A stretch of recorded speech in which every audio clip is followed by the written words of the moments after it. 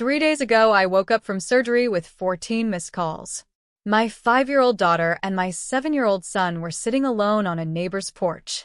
The two people I had trusted with my children's lives had left 2 hours earlier. I called my mother from the recovery room, still in my hospital gown, still tasting the anesthesia at the back of my throat. She answered on the third ring, cheerful, unbothered, as if nothing had happened. What she said next was the last thing she would ever say to me as someone with access to my children. By 9 o'clock that night, I had changed every lock, every emergency contact, and every line of my will. My name is Whitney Walsh. I am 32 years old. I have been a pediatric nurse for 8 years at Richview Community Hospital, 3 days a week, 12-hour shifts, extra hours when the floor is short-staffed, which is more often than anyone will admit. I know what it looks like when a child is in danger. I know how to stay calm when the room is falling apart. I know how to be the person who holds everything together when no one else can. I have been the person who holds everything together for my entire life. My husband Marcos is a physical therapist. Steady hands, quiet voice, the kind of man who can calm a screaming toddler and relocate a dislocated shoulder in the same afternoon. That week he was in Denver for a continuing education conference he had booked 3 months earlier. We have 2 children. Oliver is 7. Sophia is 5. I am the person in my family that everyone calls when they need something, and the person no one calls when they have good news. Need someone to watch your dog for the weekend? Call Whitney. Need a ride to the cardiologist at 7 in the morning? Call Whitney. Need someone to organize the family reunion, order the tablecloths, print the name cards, and also bring dessert? Whitney has it covered. But when Oliver scored the winning goal in his first soccer game, my mother found out 3 weeks later from a photo I posted online. I learned early that asking was the fastest way to feel invisible. So I stopped asking. I scheduled, managed, arranged. I showed up. And somewhere along the way, my family decided that I was the person who didn't need anything. That Tuesday was supposed to change nothing. A routine surgery, for hours, home by dinner. I had organized everything myself, preoperative blood work, time off from work, overnight bags for the kids. The only thing I needed from my parents was 4 hours of their day. 4 hours. That was what my children's safety was worth to them. My gallbladder had been causing problems for 6 months. Sharp pain after meals, nausea that made overnight shifts nearly unbearable. My doctor scheduled the surgery 2 weeks before Marcos's conference, and we both agreed the timing made sense. Laparoscopic cholecystectomy, minimally invasive, general anesthesia, 2 hours in the operating room, 2 hours in recovery, home before dinner. Marcos offered to cancel Denver. I told him not to. Mom and Dad will watch the kids. Go. Everything is fine. That phrase, everything is fine, has been the operating system of my life. I call my mother on a Thursday afternoon. Mom, I'm having surgery Tuesday. Can you and Dad keep Oliver and Sophia from 7 until around noon? Diana Walsh doesn't say yes the way most people do. She says it like she's granting a favor. Of course, sweetheart. Bring them by 6:30. We'll make pancakes. Don't worry about a thing. I packed the overnight bags myself. Change of clothes. Toothbrushes. Oliver's chapter book. Sophia's stuffed rabbit. I wrote a note with their schedules, snack at 10, lunch at noon, Sophia needs a nap, and gets cranky without one. I listed allergies, emergency numbers, copies of their health insurance cards. I put everything in a manila folder and left it on the kitchen table. I don't know why I used a manila folder instead of a plastic bag or a backpack. Nurses are organized by nature. We label things, sort things. It's the only way to keep people alive when the world gets loud. I didn't know it then, but that folder was going to become the most important object in my house. Tuesday, 6:45 in the morning. I pull into the driveway of my parents' house, the house I grew up in. Sage green colonial on Birch Street with a seasonal flag by the mailbox. It says welcome spring, even though it's already May. Dad opens the front door in his bathrobe. Ray Walsh, 61, retired postal worker. He has never raised his voice in my presence and has never defended me either. He does both with the same consistency. Morning, sweetheart. He takes Oliver's backpack. Oliver shuffles inside like he's being escorted to a courtroom. Mom is in the kitchen. Coffee on the counter, a pan already warming on the stove. She hugs me carefully. I've been guarding my right side for weeks. She takes the manila folder from my hands. Don't worry about a thing. We've got this. I crouch down. Sophia grabs my leg. I peel her fingers off one by one and kiss the top of her head. Mama will be home before dinner. Grandma's making pancakes. Sophia looks up at me with those enormous brown eyes. She doesn't say anything. She just holds on. My mother's phone buzzes on the granite counter. She glances at it, a text, and sets it face down. Who is it? I ask. Not suspiciously. Just conversation. Oh, Amber. Something about her hairdresser. Amber always had something. A nail appointment, a grand opening, a friend's birthday brunch that somehow required 3 outfit changes.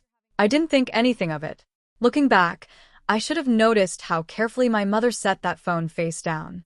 The drive to Richview Community is 20 minutes. I know every pothole, every traffic light, every shortcut through the grocery store parking lot when the left turn lane backs up. I've made this drive 1,000 times in my scrubs. Today I'm in joggers and a zip-up sweatshirt, and I'm checking in at admissions instead of swiping my staff badge at the employee entrance. The pre-op room is fluorescent lit with a curtain that doesn't quite close. A nurse named Dina, I know her from the 3rd floor, puts in my 4. She doesn't miss the vein. I'm more grateful for that than she could know. I text Marcos before they take me back. Kids are with mom and dad. Love you. 3 dots. Then love you. Call me when you wake up. Tell your mom thank you for me. I leave my phone on the bedside table, screen up, volume on. The anesthesiologist comes in. Young guy, calm voice. He explains what he's going to do, as if I've never heard of propofol. I let him have his script. People need their scripts. I lie back. The ceiling tiles have water stains in one corner. I count them. 4. The 4 line is cold in my arm. I think about Sophia's face when I left. Those brown eyes. She didn't cry, but she wanted to. I can always tell. Her lower lip tightens on the left side. She got that from Marcos. The anesthesiologist says, "You'll feel a little warmth." My last thought before the lights go out. They're safe. They are with my parents. 4 hours later, I would learn exactly what that promise was worth. I come back to the world in pieces. First the sound, a monitor beeping, someone coughing in the next bed. Then the light, too bright, fluorescent tubes drilling through my eyelids. Then the pain, a dull ache on the right side, deep under the skin, like someone had parked a truck on my liver. The clock on the wall reads 2:47. I turn my head. My phone is on the bedside table where I left it. I reach for it, my fingers thick and slow. I tap the screen. It lights up. 14 missed calls. All from the same number. Mrs. Doyle. Margarita Doyle. My neighbor. 67 years old. Retired elementary school teacher. She lives in the gray house next door with 2 cats and a garden that puts mine to shame. She has watched my children play in the sprinkler every summer since Oliver could walk. Margarita Doyle does not call 14 times unless something is wrong. 3 voicemails. 6 text messages. My hands are shaking too much to hold the phone to my ear, so I open the text first. First message. 12:18 p.m. Whitney, honey, your kids are at my house. Your parents left. Call me when you can. Second message. 12:34.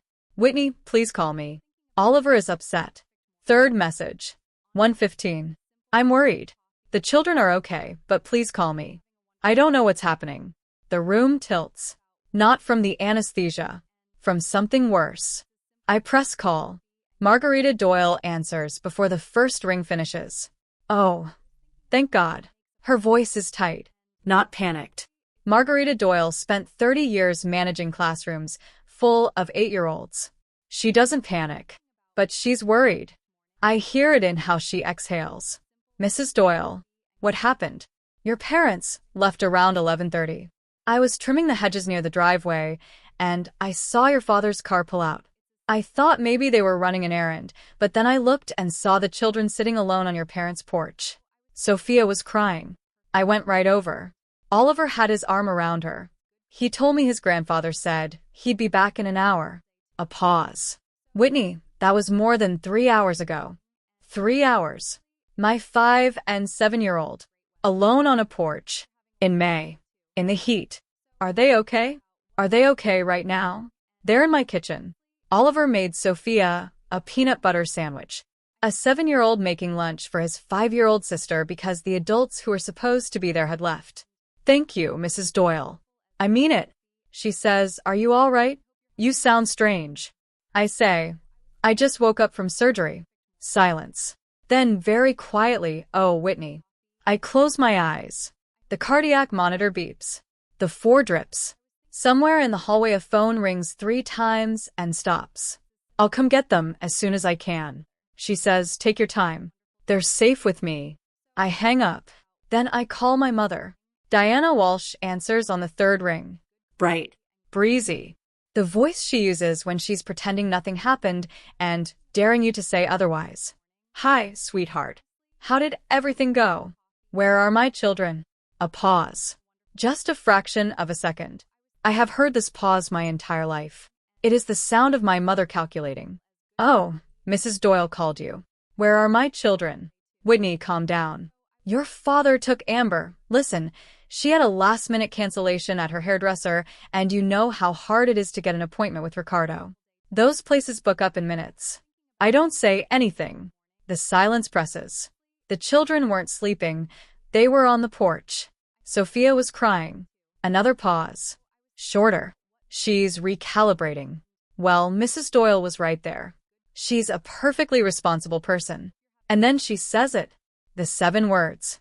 The sentence that will live in my chest like a splinter for the rest of my life. Your sister needed us more. She had a hair appointment. I was in surgery. My sister needed them more. I do not respond for 8 seconds.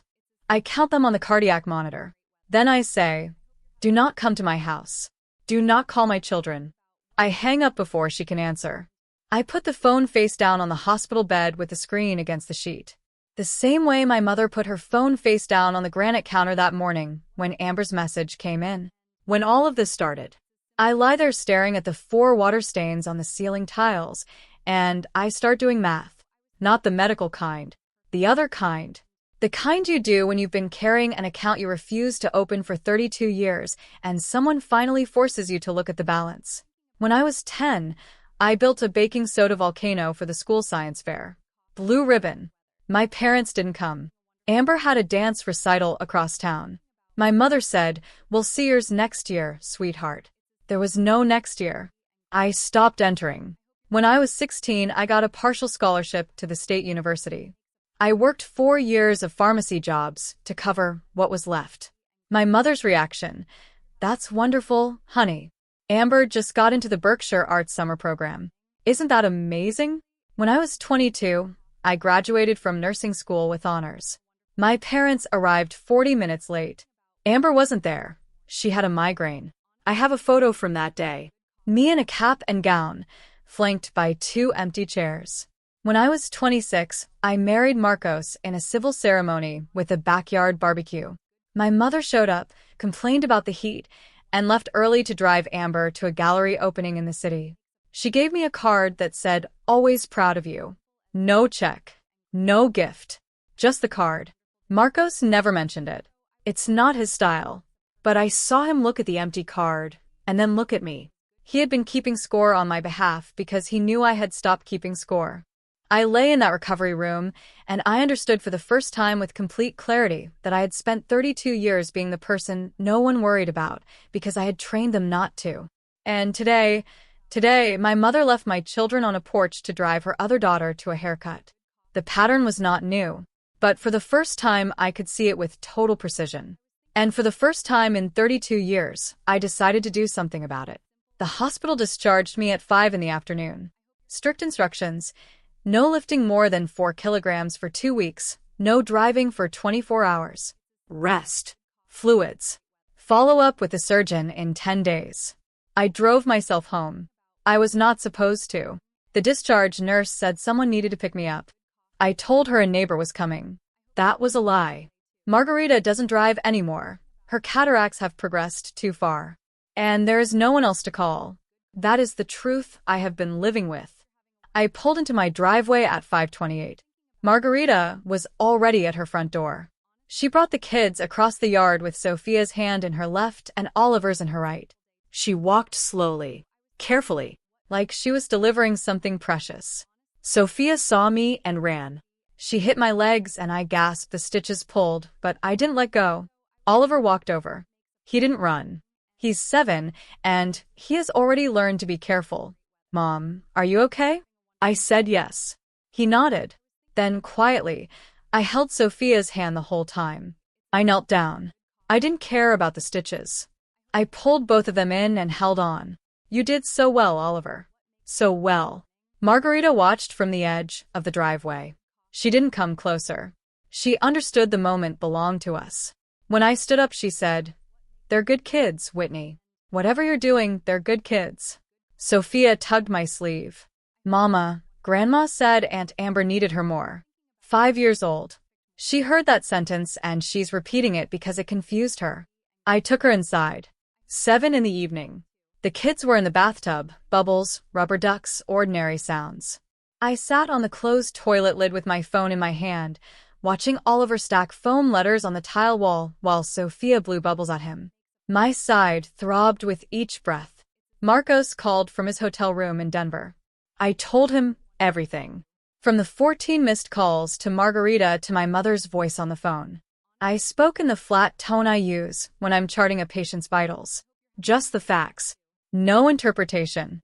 Just the data. Marcos was quiet for a long time. Then Whitney. Our children were alone on a porch. I know. Sophia is 5. I know. I'm booking the first flight back. I told him not to cancel his presentation. I have this. He didn't argue. He knows the difference between my "I'm fine" and my "I have a plan." He was hearing the second one. What are you going to do? I looked at the manila folder on the kitchen table, the schedules, the insurance copies, the emergency numbers. Everything I had so carefully prepared for people who were drinking iced lattes while my son made his sister a sandwich in a stranger's kitchen.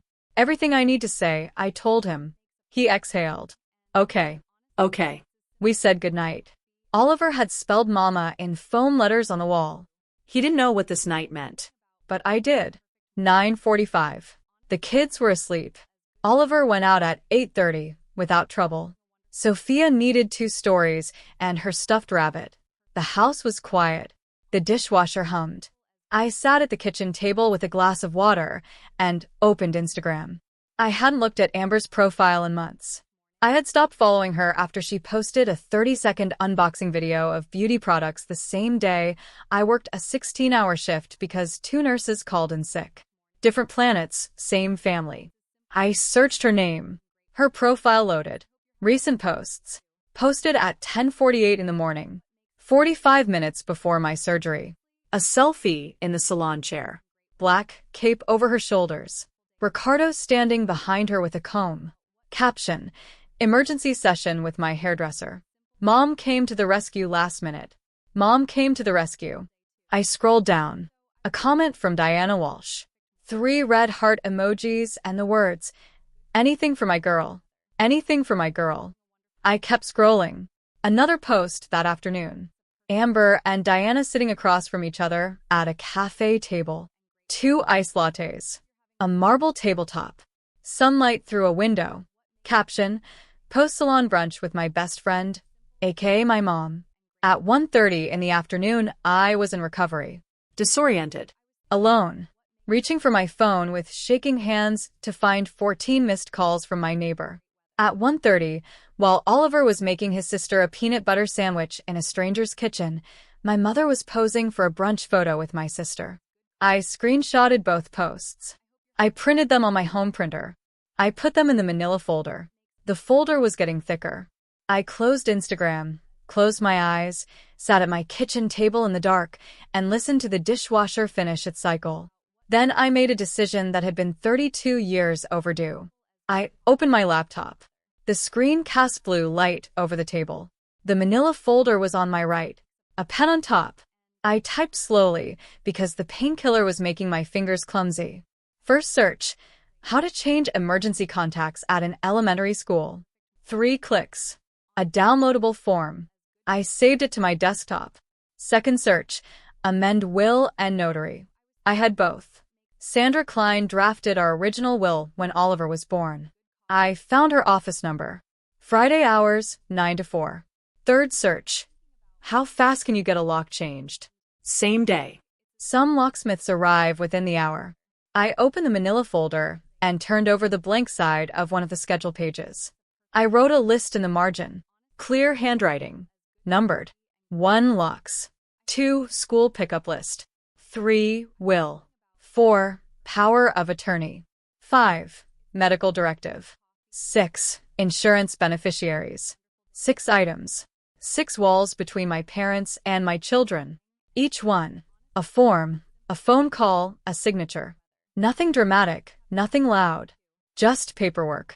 The kind of quiet work nobody notices until they try to open a door and realize the key no longer fits. I closed the laptop, put down the pen, pressed my hand against the incision. The stitches itched under the surgical tape.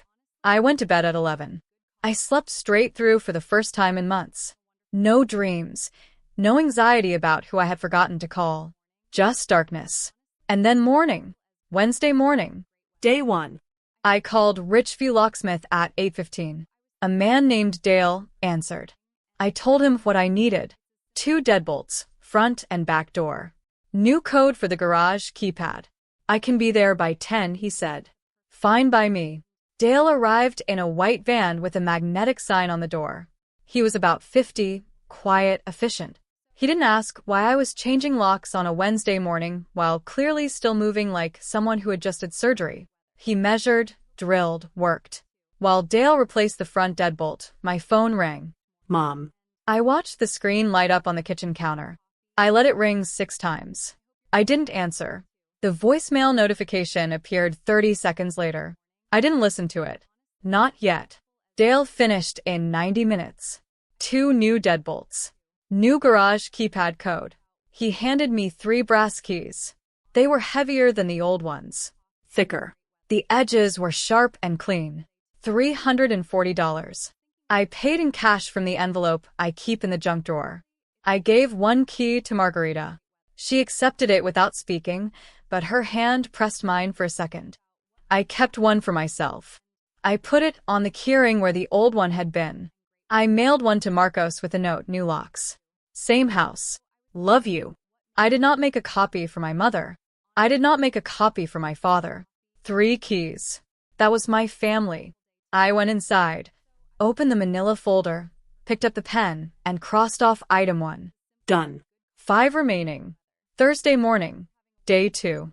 I drove to Richview Elementary. The parking lot was nearly empty. School was in session. I walked in through the main entrance, past the hand-painted rainbow mural that Oliver helped paint last year, and into the main office. Mrs. Holt was behind the counter. She has been the school secretary for 15 years. She knows every parent, every emergency contact, every custody arrangement in the building. She looked up over her reading glasses. Mrs. Walsh, what can I do for you? I need to update the authorized pickup list for my children. She pulled the form from the filing cabinet behind her. 1 page, 2 columns, names on the left, relationship on the right. I read the current list. Diana Walsh, grandmother. Ray Walsh, grandfather. I picked up the pen. I drew a single line through each name. Clean, deliberate. Below the crossed-out names I wrote, Margarita Doyle, neighbor and emergency guardian. Mrs. Holt watched. She didn't say anything for a moment. Then, carefully, everything okay, Mrs. Walsh? Just updating some things. She nodded. She didn't press. But I noticed how her eyes paused on the crossed-out names. She has seen this before. In 15 years behind that counter, she has watched parents draw lines through grandparents' names. She knew what it meant. I also filled out the emergency medical authorization form. Removed Diana and Ray. Added Clara Walsh, Marcos' sister in Charlotte. I slid both forms back across the counter. At 9:43 on a Thursday morning, my parents could no longer pick up my children, authorize their medical treatment, or be called in an emergency. As far as Richview Elementary was concerned, Diana and Ray Walsh had ceased to exist. Item 2, done. If you have ever had to cross out a name on a pickup list, the name of someone who should have been the safest person in your child's life, then you know the weight of that pen. It's not heavy because of the ink. It's heavy because of everything you wished you never had to write. Friday afternoon. Day 3. Sandra Klein's office is on the second floor of a converted Victorian on Main Street. I've been here twice before. Once when we drafted the original will after Oliver was born, and once when Marcos and I did a power of attorney before his first long work trip. Sandra is about 50. Silver-streaked hair. Reading glasses on a chain around her neck. The kind of lawyer who keeps a bowl of candy on the desk and still sends handwritten birthday notes to her clients. I sat in the leather chair across from her desk and opened the manila folder. I need to make changes to our will, our power of attorney, and our medical directive. She put her pen down. What kind of changes? I need to remove my parents from everything. Sandra didn't blink. She has heard this before. Family lawyers always have. Both of them. Diana and Ray. Both. She opened our file on her computer. Currently, your mother is listed as secondary guardian. Your father is the alternate in the power of attorney. Both are authorized in the Children's Medical Directive. Remove them all. Replace them with Clara Walsh, Marcos' sister in Charlotte, North Carolina. Sandra typed. The click of the keyboard was the only sound in the room. I can have the documents ready today. We can notarize before you leave. I signed where she indicated. 3 documents. 6 signatures. 1 notary stamp from Sandra's assistant, who came in from the next room with a warm smile and an ink pad. In the time it takes to eat a meal, I removed my parents from my children's future. Item 3, done. Saturday morning. Day 4. I sat at the kitchen table, my command center now, and called the life insurance company. 22 minutes of hold music. A saxophone version of something that had once been a love song. An agent named Kevin answered. Professional, impeccable. How can I help you today, Mrs. Walsh? I need to change my secondary beneficiary. Of course. Can you verify your policy number? I read it from the card in the manila folder. And who is the current secondary beneficiary? My mother, Diana Walsh. And who would you like to replace her with? Clara Walsh. My sister-in-law in Charlotte, North Carolina. A pause. Kevin choosing his words carefully. Just to confirm, you're removing your mother as secondary beneficiary of your life insurance policy. Yes. Understood. I'll process that now. You'll receive a confirmation email within 48 hours. Thank you, Kevin. I hung up. I opened the manila folder. It was thick now. Instagram screenshots. School form with the names crossed out. Copy of the notarized documents. Locksmith receipt. And now a note. Insurance updated. Confirmation pending. I picked up the pen. I crossed off item 6. Then I looked at the list. All 6 items. Every one of them had a line through it. I pressed both palms flat on the kitchen table. The surface was cold under my hands. I could hear Oliver in the living room building something with Legos. Sophia was singing to herself in her bedroom, a song she had learned at school about a caterpillar. For days. 6 changes. A whole life of asking nothing from my family, and this is what it took for me to finally start asking everything of myself. Saturday, a text from my father. 6 words. The greatest emotional output Ray Walsh had produced in a decade.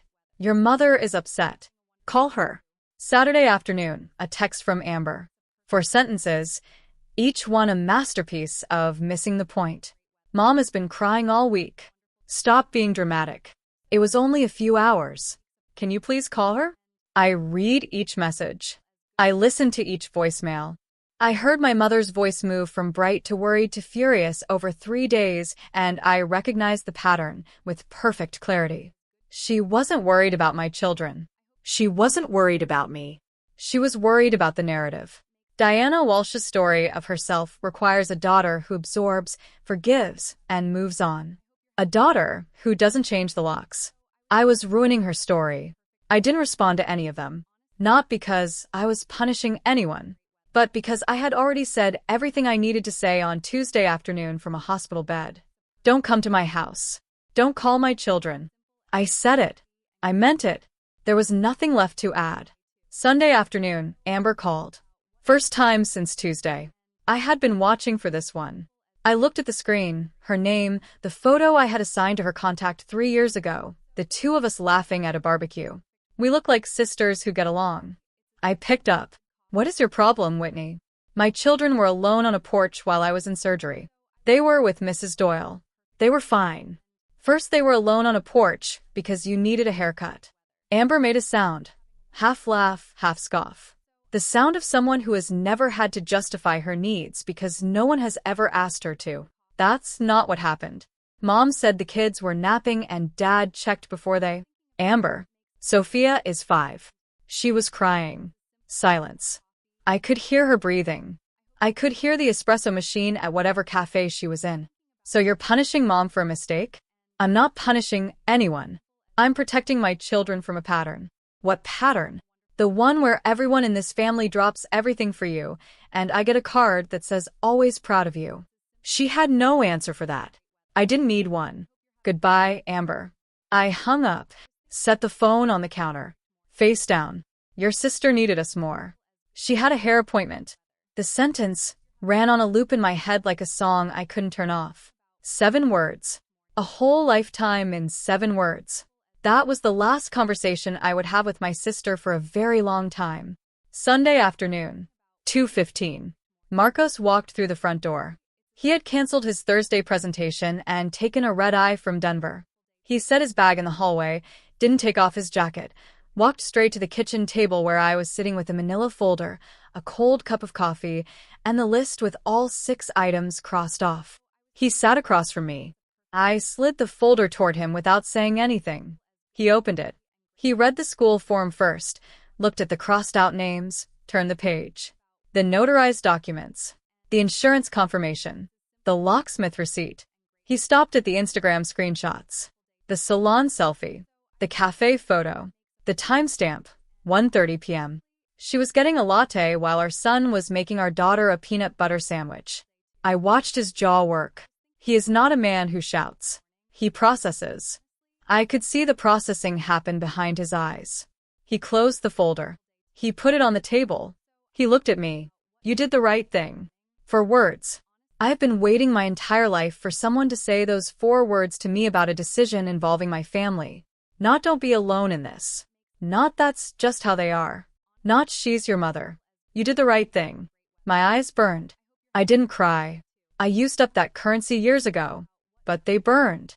And Marcos reached his arm across the table and placed his hand over mine, carefully avoiding the bruise from the 4 that was still fading on the back of my hand. We sat like that for a while. The dishwasher ran.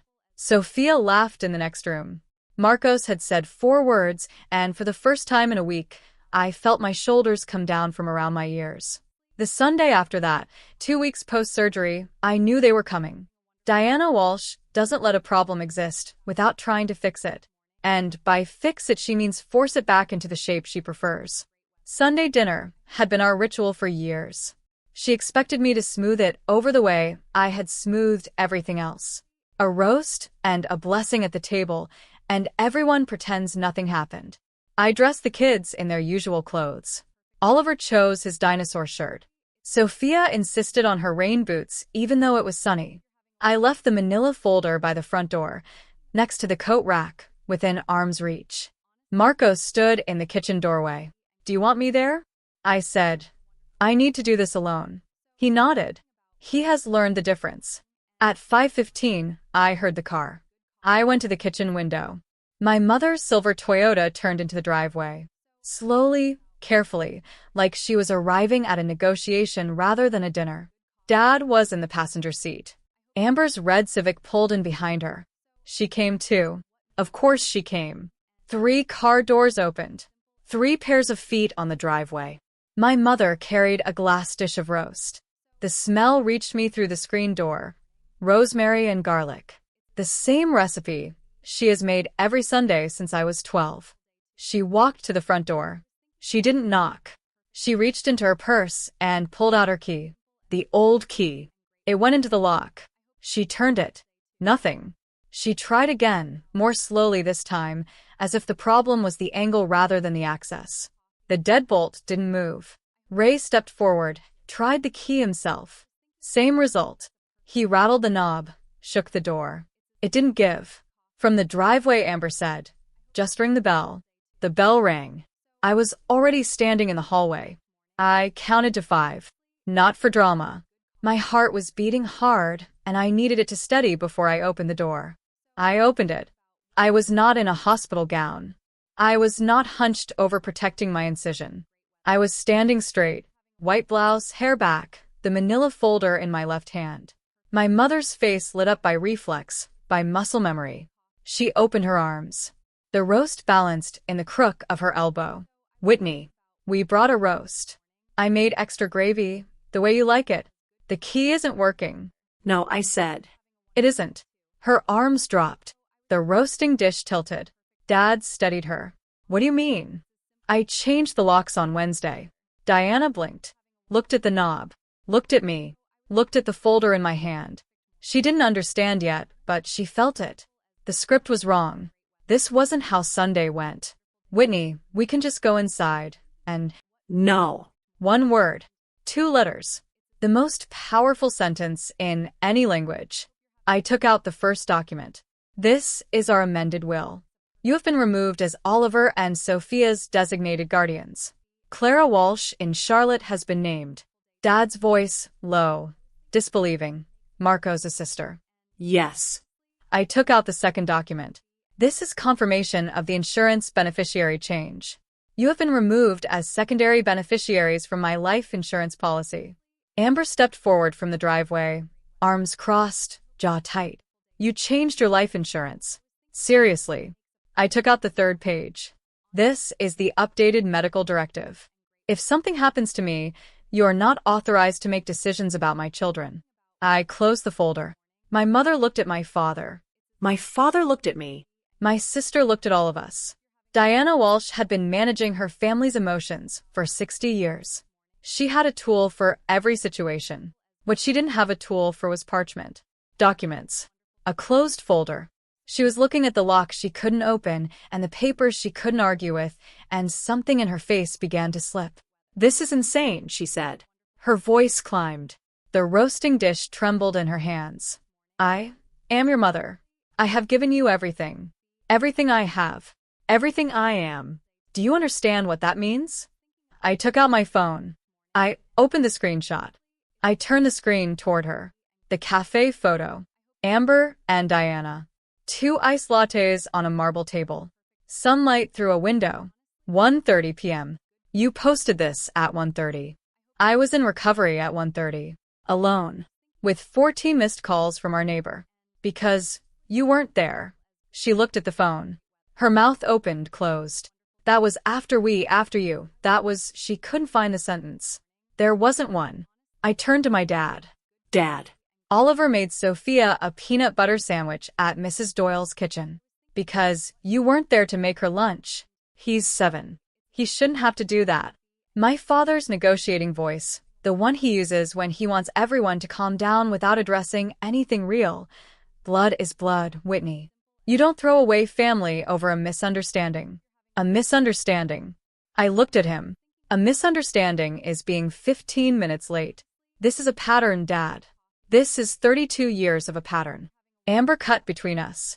You're destroying this family over one afternoon. I looked at my sister. The golden girl. The emergency salon session.